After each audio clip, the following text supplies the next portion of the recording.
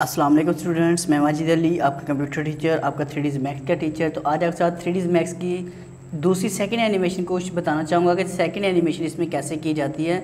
उस एनिमेशन का कंट्रोल हम समझ नहीं करते हैं कोशिश। तो आप करेंगे क्या, जैसे पहले एक बॉक्स बनाया था, आज फिर एक बॉक्स बना लेते हैं।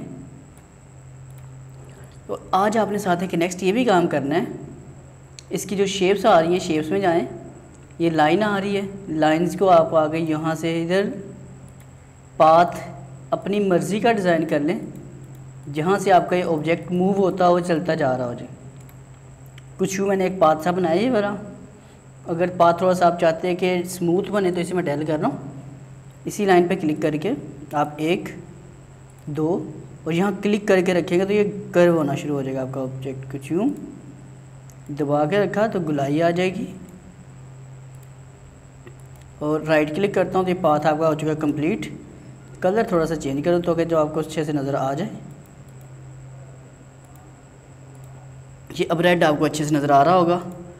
आज अपना टारगेट है, मेरी जो सेकंड एनिमेशन है वो ये करेगी काम बेसिकली क्या इस चीज़ का, वो ये करेगी कि इस ऑब्जेक्ट को इस पाथ पे हम कैसे चला सकते हैं।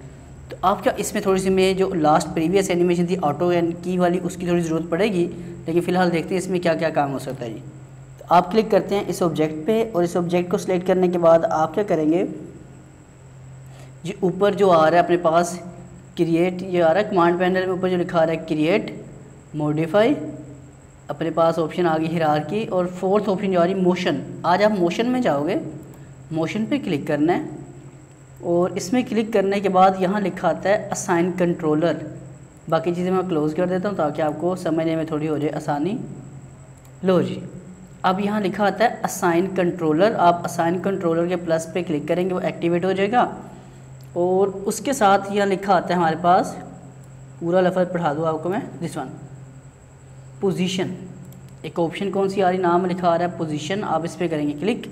पोजीशन पे क्लिक करने के बाद ऊपर यहाँ पे क्वेश्चन मार्क आ रहा है जिसका नाम होता है असाइन कंट्रोलर। आप इस पर क्लिक कर दें। इस पर क्लिक करने के बाद ये पूरी एक लंबी सी लिस्ट आ जाएगी जिसमें से आपकी ज़रूरत की चीज़ क्या है, पाथ कंस्ट्रेंट। आपने यहाँ से आकर पाथ कंस्ट्रेंट पे कर देना है क्लिक और इसे कह देना है ओके। कि जिस ऑब्जेक्ट को हमने सेलेक्ट किया हुआ है, ये सिलेक्ट किया हुआ है, इसको हम एक पाथ पे चलाना चाह रहे हैं। ओके करते हैं। अब वो कहते हैं जी कहाँ पे है पाथ।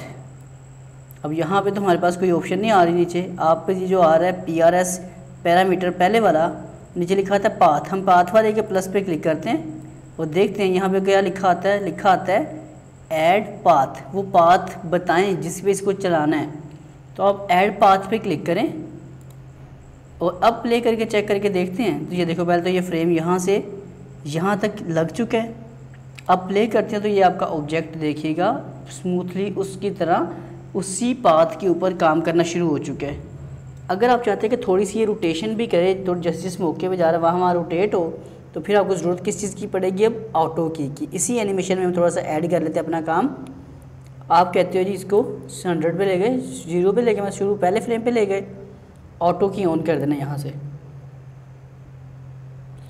जब यहाँ पे आए, इधर आने के बाद ये रोटेट टॉप के पास आ रहा है टूल, पकड़ा, थोड़ा सा रोटेट कर दिया।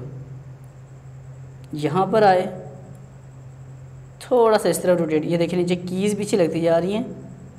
यहाँ पर आए और रोटेट किया, यहाँ पर आते हैं और रोटेट किया इसको, और इस जगह पे आगे कंट्रोल जी, अगर मिस्टेक हो जाए तो कंट्रोल जी आप भी कर सकते हैं, मैं भी कर रहा हूँ। यहाँ से बिल्कुल स्ट्रेट होगा, यहाँ पे इस जगह पे पहुँचेगा तो थोड़ा सा रोटेट होना चाहिए, तो आप फिर से हल्का सा रोटेट करो, मज़ीद रोटेट करो। तो ये आपकी एक एनिमेशन की टाइप होती है जिसको आप मोशन एनिमेशन के थ्रू इसमें लाकर एडजस्ट कर सकते हैं जी। बारीकी वाला काम करके दिखा रहा हूँ, लेकिन आपके काम की चीज़ है, इसलिए इस एनिमेशन का आपको 100% पता होना चाहिए अगर आपने 3D मैक्स में रहना है तो। और लास्ट पॉइंट पे आगे इसको थोड़ा सा रोटेट कर देता हूँ कुछ यूँ। तो अब इसे प्ले करके चेक करते हैं ज़रा। तो ये देखिए जी, आपका ऑब्जेक्ट उसी तरह उस एनिमेट होके आ रहा है जिस तरह हमने उसे करवाया है। तो ये आपकी एक टाइप होती है सेकंड एनिमेशन की।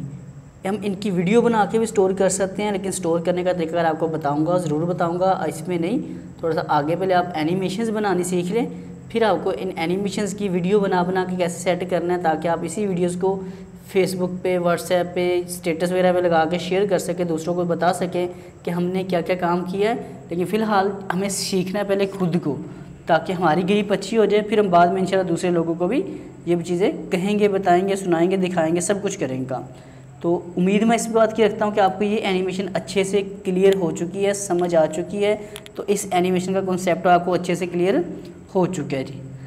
अब हम दोबारा मिलते हैं एक और एनिमेशन के साथ, जिसमें कैमरा भी होगा। जैसे कोई मूवीज़ होती है उसमें कैमरा लगा होता है, तो ये कैमरा के साथ कैसे एनिमेशन लगेगी उसके साथ अब बात करेंगे। कैमरा ऐड करके कैमरे की एनिमेशन बनाते हैं। थर्ड टाइप होगी कैमरा एनिमेशन।